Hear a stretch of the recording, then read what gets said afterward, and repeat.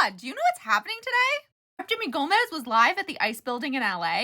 New Democrat coalition alerted us to 12 ugly gems from DT's tax law.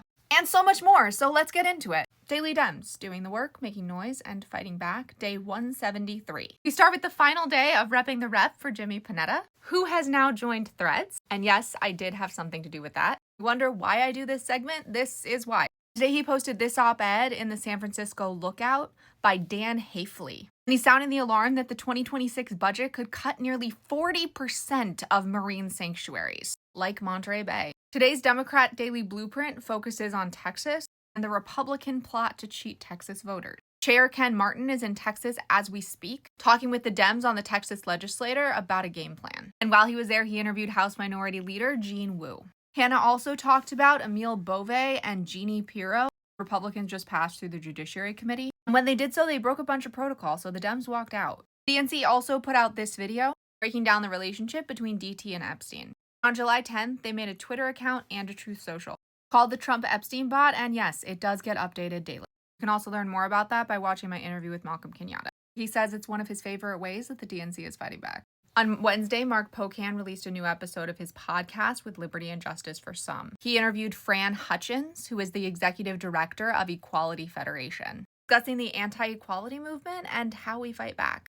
Jimmy Gomez was back at the Roybal Federal Building in downtown LA, still trying to get an oversight visit to the ICE facility. He went live with Katie and Eddie, two activists who have been outside the detention center every single day, to let those inside know that they have support.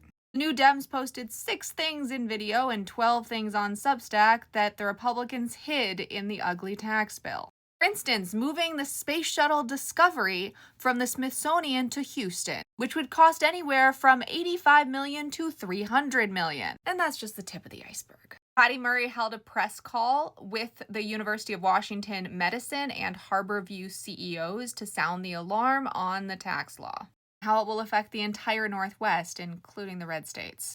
Finally, Melanie Stansbury has today's Democratic Daily Download. And it's at the end because, unlike other episodes, it got views. Don't get me wrong, it's a really important video. Myth-busting the Republican claim that the tax law will release American energy security, whatever that means. It does prove that it's not that Democratic messaging isn't visible. It's that people don't pay attention when it's not about a rep they don't know.